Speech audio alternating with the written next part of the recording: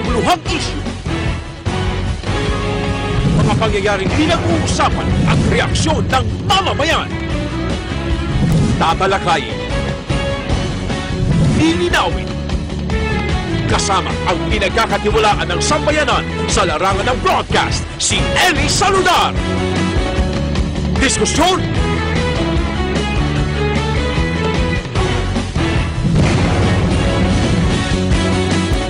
taon-taon ay dinideklara ng Bureau of Fire Protection ang buwan ng Marso bilang Fire Prevention Month. Dito umano kasi pinakamataas ang bilang ng mga nangyayaring sunog. Pagpasok pa lang ng Marso ay kabi-kabila na ang mga nagaganap na sunog sa bansa. Ngayong gabi, bisita natin ang taga Bureau of Fire Protection para magbigay pa ng mga karagdagang impormasyon na kailangang malaman nating lahat. Magandang gabi. Ako po si Ellie Saludar. Ito ang Diskusyon.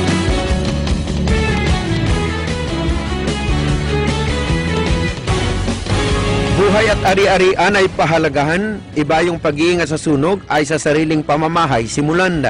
Ito ang tema ngayong taon ng Bureau of Fire Protection para na rin sa Fire Prevention Month ngayong Marso. Doble paalala ngayon ang BFP matapos umakyat na sa 259 ang insidente ng sunog mula Enero nitong taon kumpara sa 400 at 300 insidente ng sunog noong 2016 at 2015. Humingi rin ang BFP ng kooperasyon at tulong sa mga barangay official sa pagmamanman sa traffic sa panahon ng may nagaganap na sunog. Ito'y upang bigyang daan ang mga nagmamadaling bombero na makaresponde para sa pag-apula sa apoy. Nagiging dahilan daw kasi ang traffic kaya naantala ang pagresponde sa lugar kung saan nangyayari ang sunog. Dahil dito, nagtakda ang Metro Manila Development Authority o MMDA ng isang Memorandum of Agreement sa Bureau of Fire Protection o BFP na magpapataw ng multang 6,500 pesos para sa illegally parked vehicles sa mga itinilagang fire truck at ambulance lanes. Ayon kay MMDA General Manager Thomas Orbus, layunin ng naturang hakbang na mabigyan ng maayos na biyahe ang mga truck ng bombero at ambulansya tuwing may emergency. Dapat anyang matuto ang mga motorista na magbigay daan sa mga fire truck na gumagamit sa mga fire lane. Partikular na tinukoy ni Orbus ang Scout Tobias sa Scout Bayuran na ngayon kabilang nasa fire lanes habang ang mga kalsadang hindi tinukoy bilang mabuhay lanes o alternate roads maging ang mga major thoroughfare ay maaaring magsilbing fire lanes. Samantala nagpaalala si Philippine Red Cross Chairman Senator Richard Gordon sa publiko na maging mas maingat para makaiwas sa sunog ngayong Fire Prevention Month.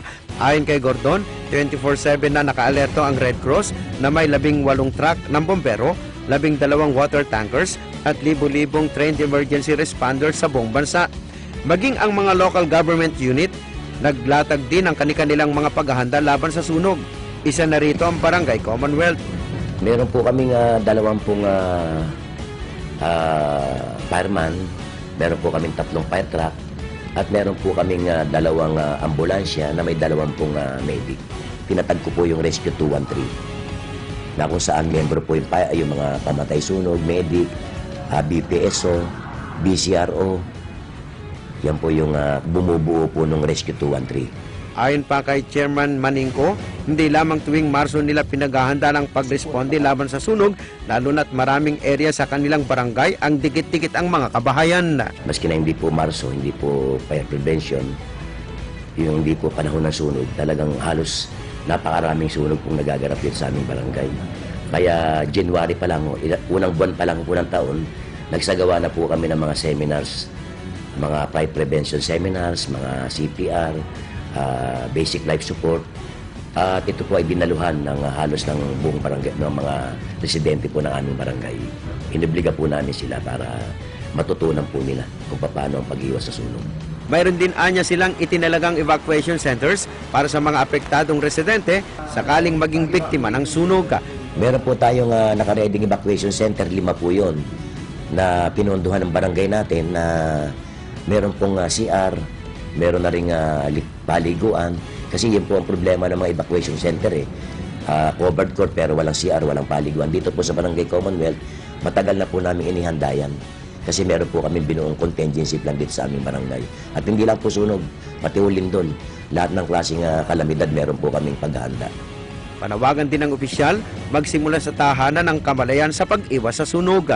Samantala, nanawagan din ang mga kinaukulan sa publiko na gamitin ang emergency number 911 o tumawag sa malapit na fire station para makahingi ng tulong sa panahon ng fire emergencies.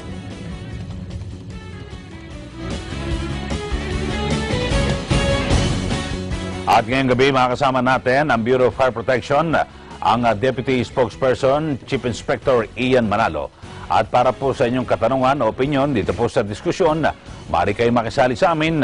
I-like mo na ang aming fan page sa www.facebook.com/pages/diskusyon. Twitter @diskusyon. Mag-text po sa diskusyon 0905-523-0421 at 0939-818-6423. Pero bago po ang ating talakayan, magbabalik ang diskusyon.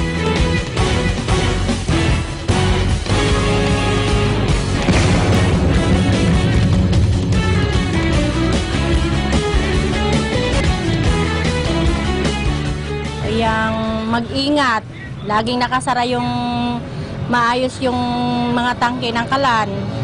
Yung mga nakasaksak pong di kuryente, kailangan po pagka aalis o matutulog na, i-check po yun, i-unplug. Yung mga tao po, kadalasan po pag may mga ganong insidente, nagdadagsaan pa po sila para po osyoso. Gaalis ka, pag binunot mo, tanggalin mo sa mga saksakan. Siya pa isasara yung mga kalat. Maraming kumpong pag-iingat para magpasimula ng sunog.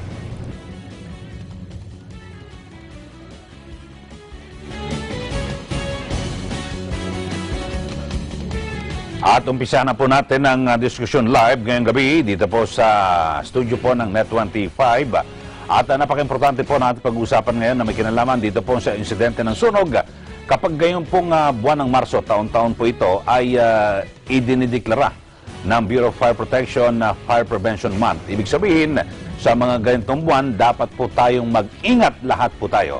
Kasama natin sa ating studio, si Bureau of Fire Protection Spokesperson, Chief Inspector Ian Manalo. Chief Inspector, magandang gabi po sa inyo. Magandang gabi rin po sa inyo, Ginoong El Salvador, at sa inyong mga taga-subaybay. Magandang gabi din po sa inyo. Okay, so ngayon, pag Marso po, no, patak ng Marso 1, ay umpisa na ito po nga tinatawag na Fire Prevention Month.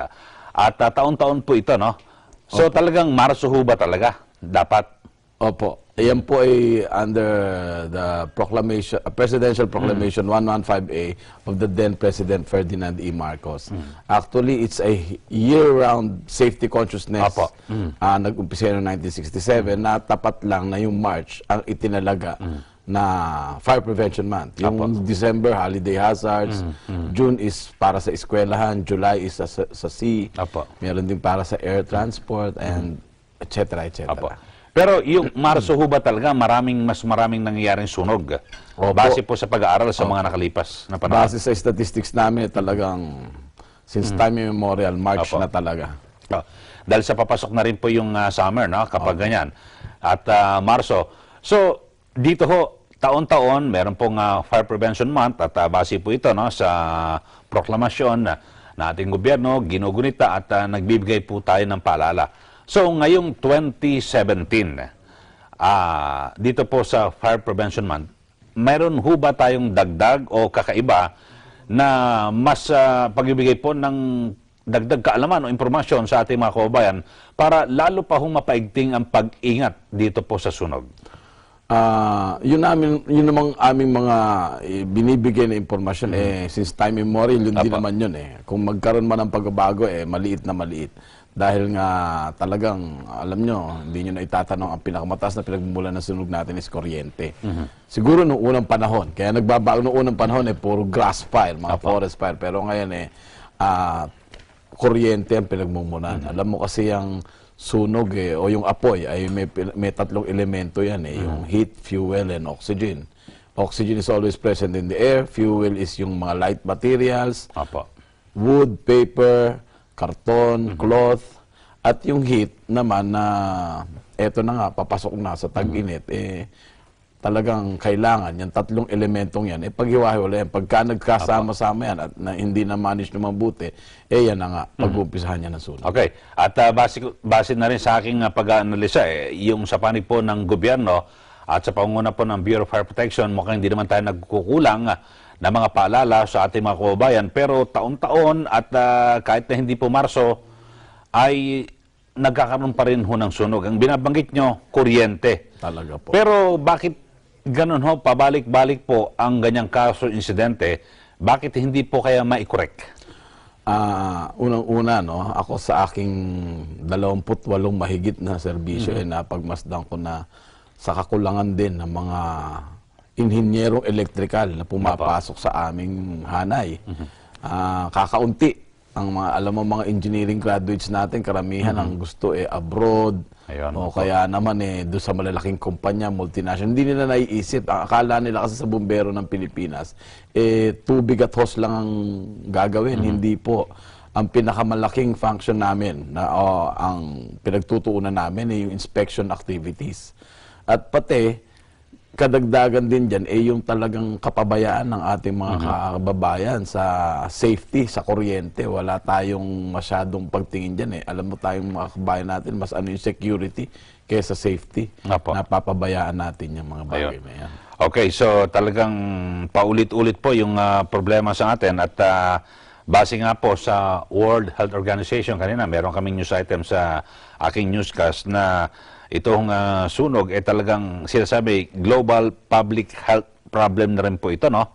Ayon po sa WHO at talagang marami at base po sa kanilang pagtataya 265,000 ang namamatay taon-taon at majority rito sa mga tinatawag na low and middle income countries. Tama po. Ganun din po dito sa atin. Yun na talagang yun. ganito po, base po sa pag-aaral. So kaya ganon, mga low and middle income, ibig sabihin ay katulad sa inyo, yung binabanggit nyo kanina na lagi ang problema, kuryente. Opo. Alam naman natin na yung mga lugar po na kababayan natin na mga mahihirap, ngayon, tinatawag na informal settler, at talagang iba po ang disenyo at pagkakalagay po ng kanilang gawad ng kuryente. Sila po nga ang parating biktima niyan yung nandiyan sa mga informal settlers. Alam niyo po kayang, kasi yung mga informal settlers, nung mag-settle sila doon, talagang kanya-kanyang gawa Hindi po dumadaan yan sa local government official para kumuha ng building permit. At pagka hindi po kukuha ng building permit yan, hindi rin po kukuha sa amin ng fire safety inspection certificate o ng evaluation clearance. Kaya pagka nagtayo sila ng struktura, hindi namin mare-require na magkaroon ng firewall. Kaya pag sunog ang isa, sunog ang lahat. Ayan, Pati yung kanilang mga daanan, lagusan, mga dapat na sukat ng kalsada, hindi na isasagawa.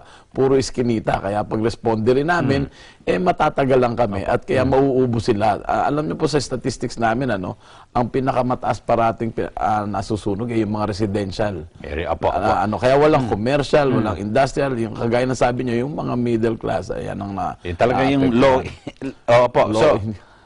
So yun nga po, base na rin po yan sa pag-aaral ng WHO, yung mga low and middle income countries, katulad po rito sa Pilipinas. Saktong-sakto yung kanilang pag-aaral. Sapul na sapul tayo. Ang sinasabi nga ito, global public health problem, yung burns, yung pagkasunog. Siyempre, may mga biktima. At kadalasan nga rito sa atin ay may mga insidente pa ng sunog. Ang malungkot po, may namamatay. Tama po. Kailan lang nung nakaraang linggo, ang namatay ay 2 bata. 3 bata at 2 matanda. At malimit din po sa aming statistics, ang namamatay talaga yung mga ganong edad. Kasi nga yung reflexes nila is lesser than our reflexes. Kaya sila ang tinututukan din namin sa pagtuturo na kung paano tatakas just in case magkakaroon ng ganyang sakuna. Okay, so yan na ho talaga, at kaya pinag-uusapan natin yung prevention. So siguro muli nating ulit-ulitin sa ating mga kababayan kasi katulad sa mga lugar, minsan nagkaroon po ng sunog, halos lahat po wala pong natira, yung mga kabahayan. Pero pagbalik ho, kanya-kanya ho ulit ng tayo. Bakit ganun po yung, halimbawa, yung kalsada na iskinita na napakaliit, ay hindi po mabago yung disenyo. Kasi, ultimo, pinakamalit po na fire truck, yung mga sa volunteer po, di ba? Yung mga fire volunteer brigade, hindi po makapasok at talaga nahihirapan. So, kapag may mga lugar ho na nasunugan, parang nasusunugan ulit. Opo, kasi ganito nga, hindi ma-regulate ng ating lokal na gobyerno yung pagtira nila dyan. Dahil ang unang-una, dahil nga informal, nakatira na sila dyan at ang ating bansa, hanggat wala silang paglilipatan, hindi sila pwedeng paalisin dyan, under the Lina law. Kaya hirap na hirap tayo. Pero gusto nating ayusin yan. Ang fire department, ang pinakaginagawa dyan na paraan, yung barangay ugnayan. Kaya lang, hanggang dun lang kami. Kagaya niyan, pagka yung kasing mga appurtenance ng utility company concerned para bigyan sila ng kuryente, hindi makapaglagay ng poste ng Meralco para may ayos sila, para maiwasan yung mga salasalabid na spaghetti wires na tinatawag. Kaya, at hindi rin namin masabihan na yung mga kawad nila ay mali ang pagkaka-installa dahil wala ang permit na kukuhanin sa amin o wala rin permit na kukunin sa local government. Kaya kabit lang sila ng kabit. Pag kinabit nila ngayon yan, halos nakadikit na sa kanilang mga struktura na kung saan light materials. Yung kuryente nga, kagaya ng sabi ko kanina, pinagmumulan niya ng heat. Heat, tapos fuel yung kanilang mga light materials, ayan na, sunog na talaga yan. Ang hangin ay parati namang nasa hinihinga natin. So dito po ngayon, Marso ay Fire Prevention Month. Ano ba yung mga prevention strategies na pwede po nating maibahagi sa ating mga kababayan? Kasi kanina may mga interview kami, mga simple ho, pero yung iba nag-iingat, yung iba naman hindi po nag-iingat. So, ano ho ba yung mga estratehiya natin? Kasi importante rin po yung prevention. Tama po. Yun, simula nung nangyari yung Kentex, nagkaroon kami ng catch-up plan. Yung yung pabrika ng tsinelas po yan. Siniruin namin ang lahat ng mga establishments na hindi na-i-inspeksyon. Yun nga lang, ang mga residential hindi sakop ng aming regular inspection. Ayan pagka naitayo na, kasi hindi po sila kumukuha ng permit Oo nga. Pero yung meron din naman mga residential areas na kumukuha ng permit. Ay, mga malaki. Yun, dumadaan sa amin yun. Malaking subdivision po yun. Pagkadaan na sa amin nun, hindi na rin namin mauulit. Pero na lang kung may reklamo. Lalo na itong mga hindi kumuha ng permit, di wala. Ang ginagawa namin dyan, barangay ugnayan. Yun lang ang paraan para sila ay matulungan. Pero just the same, hindi mo na sila malagyan ng mga provision na pwedeng maingatan pa sila kasi nandun na nga sila Maliit na kalsada, dikit-dikit at walang firewall ang mga kanilang mga kabahayan. Kaya subject na talaga sila sa sunog. Ang pinakaparaan na lang dyan ay palalahanan. Yun ang ginagawa namin, pinaiigting namin ng pagpapaalala sa kanila via the barangay ugnayan namin program. Pero siguro at kung paalala, kung salasalabat naman po ang kawad ng kuryente. Tama po kayo dyan. Kahit na araw-araw po tayo magpaalala, yung posibilidad po, yung panganib po ng sunog, lagi po nandyan. Doon, hindi matanggal. Hindi matanggal. Kaya kailangan talaga maiayos sila. Meron akong isang naging assignment, hindi ko nasasabihin kung saan. Ay talagang gumawa ang lokal na gobyerno ng paraan na mapaglilipatan. Kaya nga lang, nung dumaan sa akin yung plano nung mga building na ginawa, 20 building ito, disapproved din dahil walang mga segregation wall.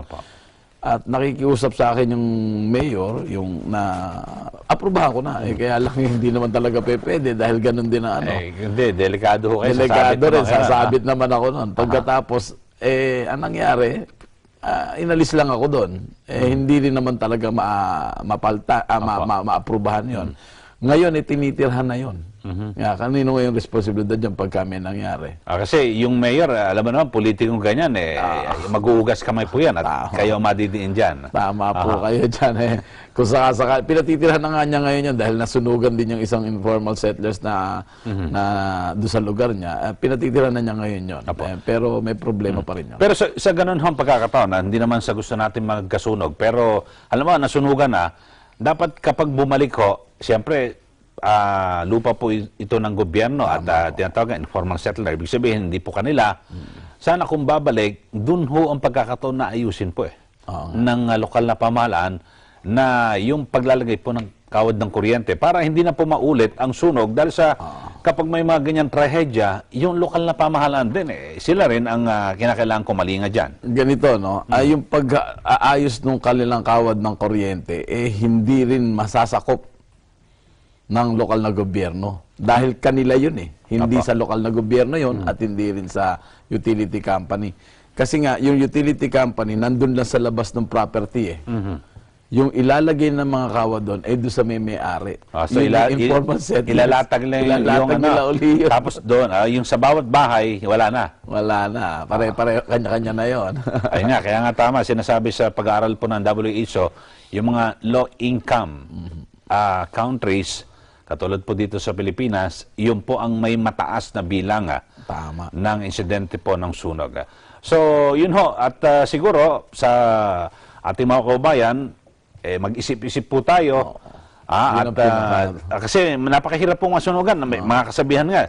Di bali ng manakawan, wag lang masunugan. Yung mga kasabihan, mga usapan na ganyan. Pero hindi naman ginagawa. Kagaya niyan, ang katwiran nila dyan saan kami titira. Ayan, apo. Kahit na alam nilang nakalagay na sa hukay yung kaliwang paa nila, tuloy pa rin sila Apo. Kahit sabihin mo ng sabihan. Pero siguro ang maganda ho na talagang alam nyo, kailangan paulit-ulit ho yung mga paalala. Tama po. Yun lang po muna ang magagawa ng ating gobyerno na paalalahanan sila ng paulit. Okay, so yun ho, no? At inuulit natin sa ating mga kababayan, siguro hindi naman ganun kayo lalaki ng na gastos. Meron ho kayong kilala na talagang yung matinong kahit na electrician kasi kapag electrical engineer, takot na ho sila pag medyo malaking gastos. Mahal, yan diba? po. Kaya ang nangyayari po, yung pagka nakakita sila ng taong may nakasabit na plies at screwdriver sa bulsa, electrician pwede na yun. Hindi po maganda yun. Kaya lang, talagang sila, talagang nagtitipid. Minsan nga, pati yung mga wires na gagamitin nila, yung mga pinagtirahan, mamumulot yan at yun ang gagamitin. So, ganun ho talaga, no? Kapag hindi kasi professional at binabagit natin, hindi electrical engineer, kasi yung pinaka-wire ho, yung kable, alam po ng engineer kung ano sukat na tama. Yung sukat ng kapal. Kasi may kapal po ito, no? At kung anong sukat na dapat na dumaan. Kung anong gagamit na appliances o kung ano man, di ba? Alam ba, kung sa refrigerator, ito, pwede na dito. Pero wag mong sasama pa ng plancha, yung sabay-sabay sa isang So, iba po ang professional. Iba talaga. At ang maganda, ang pa nun, yung professional, nakataya yung kanyang lisensya. Hindi kagaya ng mga fly-by-night, basta't nabayaran sila, kalimutan na tayo, pwede na rin akong mawala. At hindi mo siya makikilala sa kanyang tunay na pangalan, kundi kilala mo sa kanya, si mamang electrician.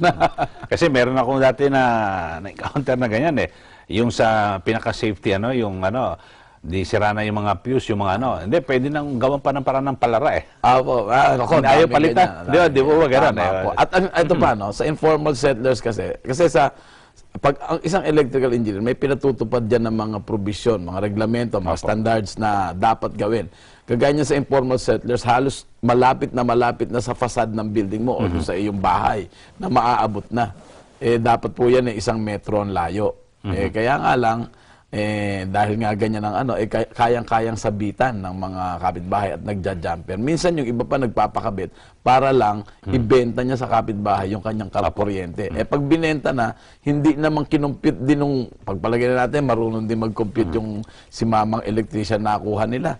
Nung kinabitan, naisip nung may-ari ng bahay, pwede ko palang ibenta tong kuryente ko.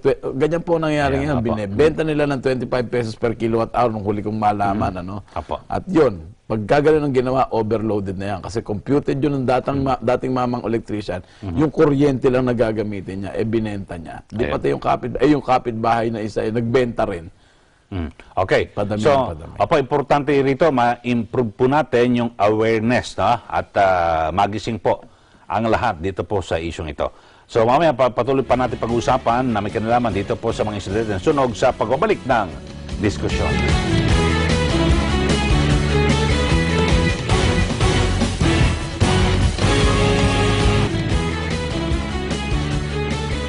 Ang ginagawa ko po para sa Fire Prevention Month po ngayon, tinatago ko po yung mga posporo, sinisigurado ko pong nakasara yung mga pinaglulutuan tulad ng LPG, super kalan, ganun po. Tsaka lahat ng mga bago ko umalis ng bahay, mga nakasaksak na appliances, tinatanggal ko po.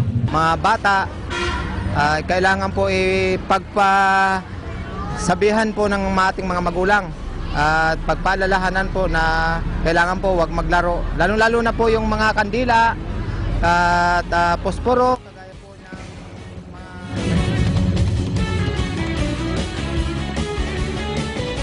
Balik tayo dito po sa diskusyon at kasama natin si Bureau of Fire Protection Spokesperson Chief Inspector Ian Manalo.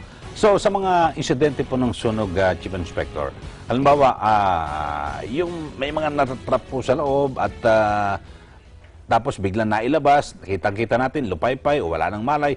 So ano ho ang dapat ditong gawin? Kasi may mga tinatawag tayong first aid. So tinuturo rin po ba natin ito sa ating mga kababayan or mismong yung mga taga-BFP na ang kailangan umayuda rito? Paano po ito? Pagka, tiyak naman ho, sa sunog, meron naman po talagang, nandyan na talaga yung aming EMS, yung Emergency Medical Service. Pero kung sakasakali, itinuturo rin po namin yan sa aming mga barangay agnayan, yung CPR o kaya yung treatment ng burns, ng bale, tinuturo rin po namin yan para just in case na wala pa kami, meron silang magagawa paraan. Ang mga barangay po, meron po silang ganyan, regular na pagtuturo. Hindi lang po kami nagtuturo, kundi pati ang Red Cross nagpupunta dyan, meron din silang ugnayan sa mga barangay para maituro yung mga ganyang first aid. Apo. Pero kadalasan po sa mga barangay at sa mga residente, parang late na po kayo natawagan. Kasi ngayon, hindi na po question na mabagal kayo nakakarating eh. Ang lumilitaw po, huli na kayong natawagan. Isa po parang yan. isa po sa mga ganong insidente po.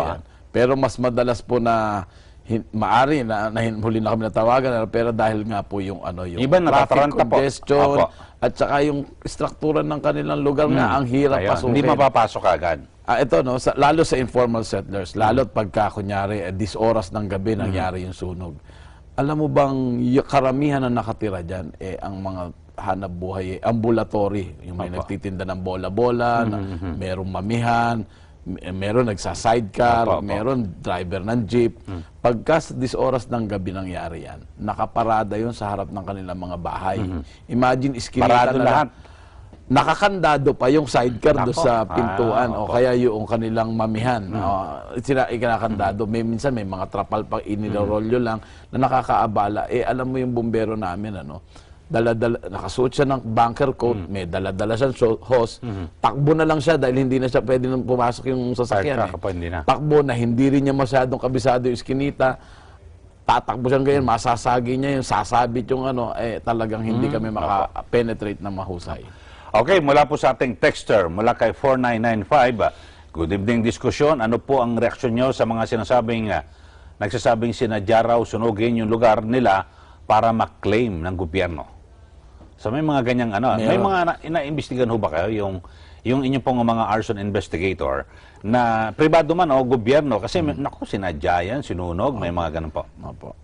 Ganito, minsan nga may nagsabi sa akin, yun daw pusa, tatalian ng ng tela na basa ng gas tapos tatakbo. Parang hindi ako masyadong makapaniwala doon Kasi gaano ka laking tela ang babasain mo sa gas na kayang itakbo ng pusa. Hindi ba? Parang ang hirap nun. Pero pwede rin ho yun Chief Inspector. Gasolina talaga. Tapos alam naman natin kapag mga informal settler, gawa sa light materials lang yung mga bahay, talagang konting liyab kagad yan Iba may mga sako lang di ba? Pero para madampian siya ng ganong kabilis na tumatakbo na yung pusa at palagay mo may apoy. Ang may apoy, yung may gasolinang palagay mo yung tuwalya. Pero hindi kakapit yung gasolina doon sa dinaanan niya Diba? Parang hindi ako makapaniwala. Pero just in case, siguro may nakita lang silang pusa na ang naging perception. Ang pinakamaganda niyan, dapat din naman kasi susugan ng isang affidavit na talagang may nangyaring gano'n. Para naman tumayo yung kaso. Kasi napakahirap po sa amin, sa hanay namin, na maglagay ng ganong nang wala kaming ebidensya makakalap. Unang-una, pagka tumakbong pusang gano'n, hahanapin namin yung pusa o hahanapin napakahirap po ng physical evidence na makalap. Yung hearsay evidence, hindi naman pwedeng yun lang. Kailangan meron yung kaagapay na physical o kaya documentary evidence. Napakahirap po. Pero kung meron sila nakita, pipilitin namin. Talagang, kung meron talagang gano'n, pipilitin namin. Pero marami hubang kaso na bukod sa mga kuryente, yung mga sa LPG? Meron din po, opo. Bibihira lang. Hindi naman ganun karami ang kaso. Hindi ho ganun karami, pero may nangyayari. Ang pinakamataas nga, kagaya na sabi ko sa kuryente, sunod doon open flames. Yung mga sulo, pagsisiga, kandila, Gasera na napabayaan. kasama rin dun yung yung cigarette butts, Ayun, yung mga opo. sigarilyo. Upos ng Pero yung sa sigarilyo, opo. LPG, ang kalimitan yan may sumasabog tapos maglilid sa sunog. Kumisan, depektibo po yung LPG. Depektibo. Okay. Mula naman kay 2290, tanong ko lang po kung pwede bang kasuhan yung mga tao na naging dahilan kung bakit nasunog yung maraming bahay. Kasi kadalasan po, Chief Inspector, sasabihin, alam nila, naku, dyan nagsimula ang sunog sa bayan ito, kilala nila. Tapos kasi nag-aaway yung mag-asawa, nagtapunan ng gasera or ano ba. So, pwede ho. Yung nakaraang sunog namin may tatlong alegasyon. Una, may nag-aaway, pangalawa yun nga daw walang kuryente tapos nagsindi ng kandila. At may pangatlo pa yung sa kuryente nga daw dahil parang nag-short daw, parang gano'n. Hanggat hindi po talaga nagpa-file ng reklamo yung taong nakakita o nakakaalam ng hindi namin mapatindig dahil kami wala doon Puro aligasyon. Kunyari, kung nag-away, talaga sabihin nila at kailangan gumawa sila ng affidavit at para maipasampa namin yung kaso. Pero dati may kaso na parang umamin talaga na tinangka niya, talaga sinunog niya yung kanyang bahay Nakasunog ba ito? Opo. Merong ganon. May ganon ho Opo. Ang problema lang, kunyari, yung nagkiklaim na... Inamin niya ho na hindi, talagang sinunog niya yung bahay niya sa inis yan, parang naburyong po, na-depress masyado. Nakakasuhan po namin yung nakakasuhan ganon. Napapakulong namin yung ganon. Okay. Kaya lang minsan, naareglo yung mga nadamay. Pero just the same, criminal act na po yan. People of the Philippines ang kalaban niya doon. Okay, mula naman kay 7707, bakit po may mga maliliit pa na truck na bumbero? Dapat siguro palitan na yung lahat na mga mas malalaki, parang wala lang naman yon. Yung mga maliliit, alam ko yung mga kadalasan yung mga volunteer, no? Opo, sa mga volunteer po yon. Wala po kaming sariling truck na maliliit. Puro malalaki po yung sa amin. Pero alam niyo, nakakatulong ho ito, no? Yung ating mga manonood, yung mga maliliit. Kasi ang dami pong mga maliliit na iskinita, yung mga malaking fire truck po ninyo ng Bureau of Fire, hindi po, nasa labas po sa main, sa kalsada. Yung pong maliliit na fire truck na nakikita nyo, malamang yan sa barangay ninyo yan. Yung barangay na ninyo ay nagpo-produce ng ganyan. Para rin niyang walang iniwan sa ikaw, may bahay ka, maglagay ka ng drum ng tubig sa bahay mo, makakatulong na yun para mailigtas mo ang sarili mong pamahay. Ganon din po yun naman sa malaki-laking anggulo, yung barangay mo, nagpo-provide ng maliliit na fire truck. Minsan binibigayan ng lokal na gobyerno.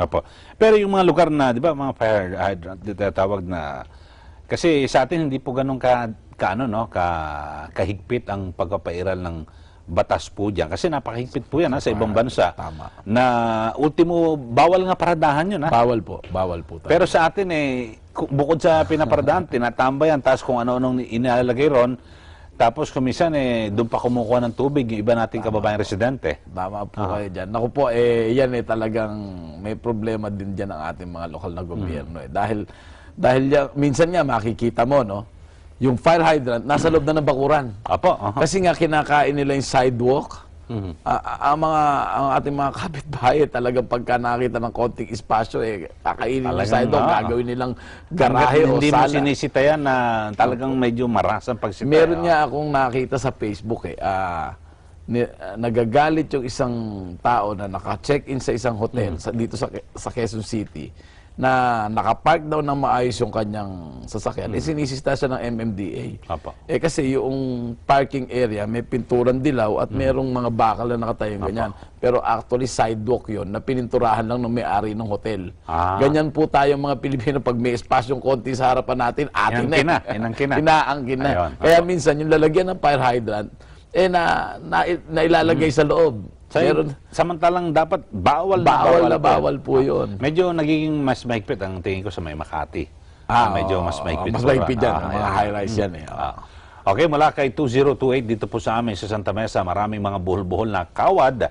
Nakakatakot, parang anytime pwede pong magkasunog. Ayan po yung mga tawag po ng ating mga kababayan sa Santa Mesa raw po, Chief Inspector. Yan po, nasabihan na rin po namin dyan ng lokal na gobyerno. Kaya lang talagang problema dyan, yung kanilang pagpapato. Paano gagawin nila dyan? Kailangan maihanap nila ng lugar yung mga informal settlers na parating na nabibiktima ng ganyang mga salasalabid na kawad. Okay, so kumusta ho at kumustahin natin yung yung kaso po, yung sumabog po na LPG refilling Opo, station opo, sa may sa Pasig. Pasig po. San Miguel. Kumusta ho yun, ang kaso ron? 10 na nga ang patay doon. Ngayon po, hinihintay pa po namin yung mga affidavit ng iba pang na biktima doon, para matumibay-tibay yung aming kaso sa Omnigas Refilling Station.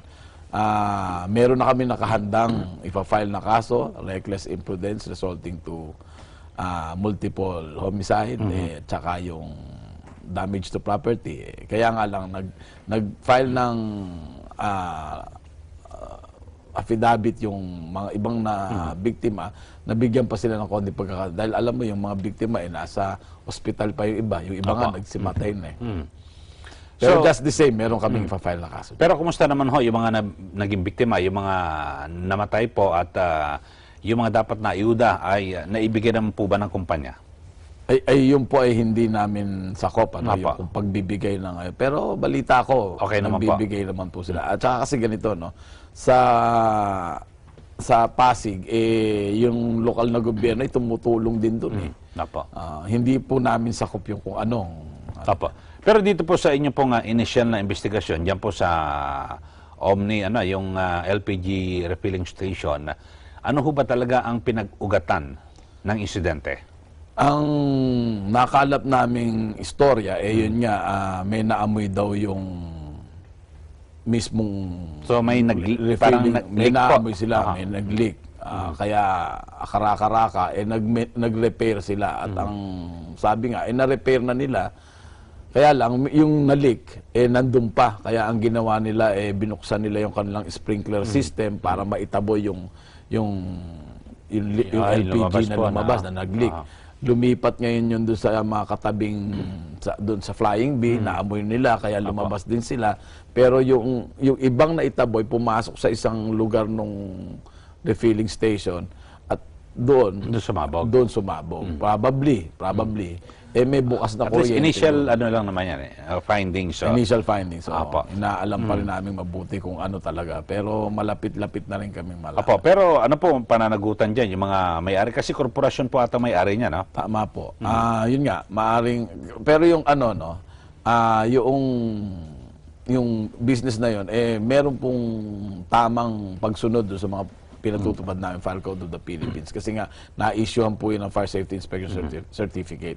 At ang problema nga lang is yun nga, yung nagkaroon ng leak, na ginawa naman din nila kaagad. Kaya ang maaring maging kaso nga lang dyan, sa kriminal, yung reckless imprudence. Resulting to homicide and damage to property. Okay, so marami na po ng mga nangyari, no? At kanina, pinag-usapan natin sa mga residential area, no? Pero ito yung mga establishmento, yung mga pabrika, yung sa Kentex at dyan po yung sa Pasig City. So, siguro ito naman yung nagsilbing panggising po sa Bureau of Fire Protection para mas maging mahigpit po sa mga establishmento. Opo, kagaya nga nung sa HTI, sa Cavite, na hindi namin sakop dahil sa loob ng economic zone. Kami ngayon ay nasa negotiating table para maiayos na mabuti yung tungkol sa pagkakatalo ng dalawang batas na yan, ang Republic Act 7961 at yung Republic Act 9514, para mapaigtingan pa. At kagaya din dyan sa mga provision ng fire code namin, inaayos din po namin. May mga nakikita kaming mga loopholes din sa mga implementing rules and regulations na nakasaad doon sa aming fire code of the Philippines. Okay, so mamaya sa ating pagbabalik at yung mga gusto ho na pumasok na dito pa sa Bureau of Fire Protection, gustong maging bumbero o bumbera. Mamaya, nangangailangan po, ang alam ko, 2,000 kung nanood kayo kanina sa Mata ng Agila, 2,000. Yan po yung pag-usapan natin sa pagbabalik ng diskusyon.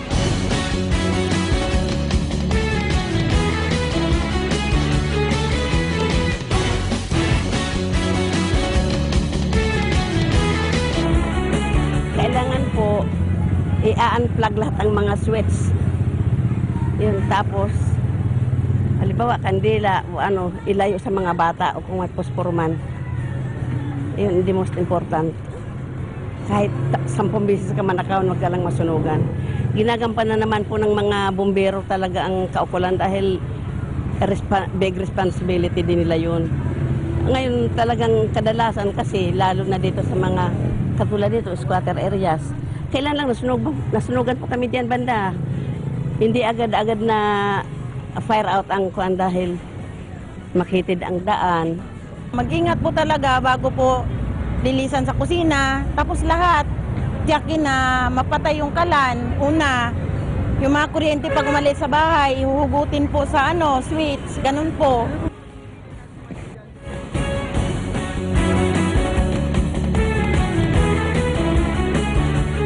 Balik tayo dito po sa diskusyon. Tayo po nasa huling bahagi na ng ating palatuntunan. At kasama natin si Chief Inspector Ian Manalo, ang spokesperson ng Bureau of Fire Protection. Chief Inspector, siguro napanood nyo naman yung ating mga interview sa ating mga kababayan. Pero pag nagsasalita po sila, parang alam na alam po nila yung mga dapat na gawin para makaiwas po sa sunog. Tama po. Ano pong masabi niyo rito? Talaga, tingin ko, it's easier said than done eh. Alam mo, nung isang araw lang, isang linggo, nag-grocery ako. Malaking grocery ito, kilala. Hindi ko na sasabihin kung anong pangalan. Pag-ikot kong ganyan, nakita ko yung fire exit. Ang ganda. Talagang may fire exit, may sign, mayroong fire alarm, mayroong fire house cabinet. Nung tingnan ko na malapitan, nakakandado. Alas 10 ng mga gayon at punong-puno ng mga mili doon sa Di tinawag ko kaagad yung merchandiser na malapit doon. Sabi ko, tawagin mo yung boss mo at ako'y nakita ko to sarado. Umalis lang at hindi na bumalik. Tinawag ko yung kabila na merchandiser. Ganon din. Hanggang pumunta na ako doon sa security guard. Sinabi ko, nakasarado yung fire exit nyo doon. Sino ho ba kayo? Hindi ba man lang ba inisip na yung sinasabi ko, yun ang muna ang asikasuhin niya. Kung tama ba ang sinasabi o mali? Sino ho ba kayo? Di nagpakilala ako. Asan ang ID mo? Ang dami niyang tanong eh. Valid din naman yung ano niya. Baka sino nga ba naman ako? Pero hindi ganon ang tao, ang mga kababayan natin, yung safety conscious. Hindi. Dapat bukas yun. Dapat bukas Kasi yun. anumang oras, pwedeng may mangyari. Kaya nga po inilagay yun. May fire exit. Tinawag yung supervisor. Apa. Pagpunta doon, asa po yung ID nyo? O eto. Sabi ko, buksan mo na ngayon. Tatawag ko muna ho sa head office. Sabi ko, kung gusto mo, magsasalta na ako sa public address system, paalisin ko yung mga tao. Dahil nga yung oras na to, nililigtas ko buhay nyo. Ayaw pa rin talaga. Nakakuha ko siguro mga 1 oras bago na Ang ginawa ko na, tumawag ako doon sa pinakamalapit na fire department. Pinapunta ko yung mga bombero namin doon. At nung makilala nilang ako'y tunay na bombero, tsaka lang sumunod. Sabi ko, ibabiral ko to. Hindi na, humingi na, hindi, pinabayaan ko na naman. Basta sabi ko, sa susunod yan. Alam mo yung mga kababayan natin, alam na alam ang gagawin. Pero hindi nagagawa. Hindi ginagawa. Subukan mo isang tao. Mag-interview ka sa isang mall, nang papasok sa mall. Alam niyo ba kung saan yung fire exit? Hindi niya alam. Ang alam niya, saan ba ako bibili ng damit? Saan ba ako bibili ng damit? Kasi sa dami na ginagawa, nakakalimutan natin yung talagang safety. Okay, at mamaya, i-discuss natin kasi nangailangan tayo, 2,000, no? Okay. Pero dito muna, texter natin mula kay 0003, paano po ba mag-volunteer as a firefighter? At pwede po ba ako ang masunod sa oras ng pagpasok ko? May trabaho din po kasi ako. Ayan. Pwede naman. Kung volunteer ka naman, pwede naman. Kaya nga volunteer. Kung kailan ka lang bakante, pwede kang magpunta ka lang sa pinakamalapit na estasyon ng bumbero at ikaw naman na ituturo niya sa isang volunteer brigade na maaari kang sumama at sabihin mo rin lang yung kondisyon mo. Pagbibigyan ka naman yung request. Siguro, alam ba, kung day off mo, Sabado, Linggo, nakistambay ka lang doon. Pag may nangyari, pwede yun, pwede yun. Okay, mula naman kay 3873, good evening po kay Alien, BFP. Tanong ko lang po kung may kapangyarihan ang BFP na tanggalin ang mga kabit-kabit na wire na sa tingin nila ay delikado yung tipong sila na mismo ang magtanggal. Depende po. Kagaya niyan, pagka binigyan ng temporaring permit ng lokal na gobyerno, ay hindi namin mapakialaman. Binibigyan nila ng temporary yan eh. Para magkaroon ng kuryente. Kasi minsan, grupo yan na pupunta sa lokal na gobyerno at magrarally doon sa harap ng at sasabihin nila kailangan nila binibigyan po yan ng building official ng lokal ng temporary permit. Okay, mula kay 9784, good evening. Sana lahat meron pong fire extinguisher para pag may maliit na apoy, di na sila mag-iisip kung paano maapula. Pero kung minsan may mga gaya na fire extinguisher pero hindi alam gamitin. Opo, hindi nila alam yun. At saka hindi, kami po talagang gustong-gusto namin. Kaya lang minsan baka mapagbinta, binebenta lang namin. Ay, may mga aligasyon po na ganyan. Ang dami po. Pinipilit po. Pero kung talagang mas maganda, meron malapit sa kalan. Kung sana ho kayong bumili ng fire extinguisher, huwag nyo nang hindi recommendation. Pero pagkakama ilang taon ho ba ang ano yan? Di ba parang may expiration po ito? Hindi po siya nag-expire. Kailangan lang siyang i-recondition. Kasi ho, pag yung isang bagay na pabayaan natin sa isang sulok, medyo kinakalawang, yung mga parte niyan, o kaya tumitigas yung laman niyan sa loob. Kaya kailangan tignan din natin. Lahat ng bagay po subject for wear and tear. Kaya pwedeng yan, nagwe-wear and tear yung laman sa loob, tumitigas, baka wala nang ibuga yan, o kaya sumisingaw yung presyo. Okay, so bago po tayo magtapos, at ito po, baka may mga interesado po dyan na mga kababayan natin na maging miyembro, kagawad po ng Bureau of Fire Protection, kagawad ng pamatay sunog, yung tinatawag nga, bombera. So, kanina sa news namin ay nasa 2,000 ang kailangan po ninyo. So, ano ho ba mga requirements at paano ho ba maging miyembro po ng Bureau of Fire Protection?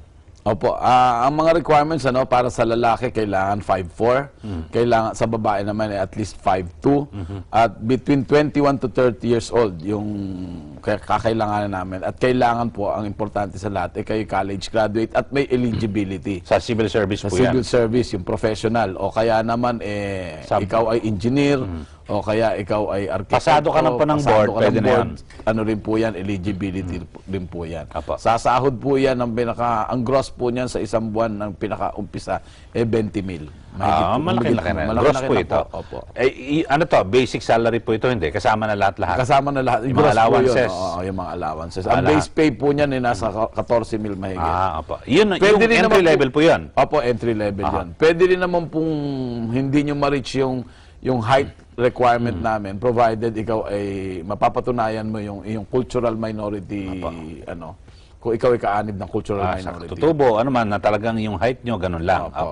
Pero 2,000 ho ang kailangan nyo ito at ano ho to, nationwide? Nationwide po yan, 2,000. Ang bawat rehiyon may kanya-kanyang dami kung ilan ang kailangan sa kanila. Total po ito, 2,000 muna? 2,000 po. Pero karang taon, mga 1,002 ng 1,002 Pero ngayon, 2,000 po ang binigay sa amin. Pero ibig sabihin, talagang 2,000 lang ho ba ang kailangan nyo o gaano ho ba karami? Hindi po. Talaga pong para doon sa yung nire-require po namin na population, fireman population ratio is kailangan 1:2,000. Ibig sabihin, sa bumbero sa kada 2,000 populasyon. Tayo po mahigit 100 million na, kaya kailangan namin 50,000. Kaya nga lang, kami ngayon 22,000 pa lang. So kulang pa ng 28,000. Kaya kailangan namin. So sa ngayon, 2,000 lang muna. Pero talagang 28,000 ang kailangan. Pero ngayon, 2,000 lang, siyempre, depende po ito sa budget. Kasi marami pang, hindi naman kami pwedeng kumuha kagad ng tao na marami at punuin yon dahil wala pa rin naman kasabay na fire truck. Okay, wala pang kasabay na fire station. Dahil kung marami kami fire personnel, wala namang gagamiting fire truck, hindi tama. Kailangan yon sabay-sabay. Magkakasalinsunod na simultaneous, kumbaga. Pero sa ngayon ho, at nagdadagdag naman ho tayo, may mga narinig ako ng mga programa, bumibili ho tayo ng mga fire trucks. Tama po, meron din po kami nakasalang na bibiling fire truck, 199 lahat. 1,000 gallons saka 1,500 gallons. Meron din po kami bibilihin na 72 million na ladder fire truck na ilalagay namin sa Mandaluyong. Okay, so siguro at bago tayo magpaalam, Chief Inspector, at ito, paulit-ulit po tayo, at pero sa panig po namin sa media ay mas magandang paulit-ulit po, para makaiwas po sa trahedya. So sige po, at ano po ang inyong panawagan o mensahe sa ating mga manonood ngayon, at binabanggit nyo, kapag ini-interview, tinatanong, alam mo ang gagawin, pero kapag actual na po, nakakalimutan. Sige po, Chief Inspector. Mga kababayan, ako po yung naninigluhod. Ayos ba yung aking termino? Naninigluhod. Alalahanin nyo po ang naidudulot na trahedya ng sunog. Kaya importante po na pahalagahan nyo ang aming pagbibigay ng informasyon sa inyo para sa ganun ay maisa puso't diwa ninyo yung aming inihahatid na informasyon. Siguraduhin nyo po na pag-aalis kayo ng inyong bahay ay patayin nyo po yung main safety switch o circuit breaker. kung matagalan po ito. At tatanggalin nyo naman sa saksakan yung inyong mga gadgets kapag kayo'y matutulog na. Alam nyo po yung ating mga gadgets ay kasabay lang po natin yan sa umaga eh. Pag gising natin sa umaga, gising tayo, gising din yung gadgets natin.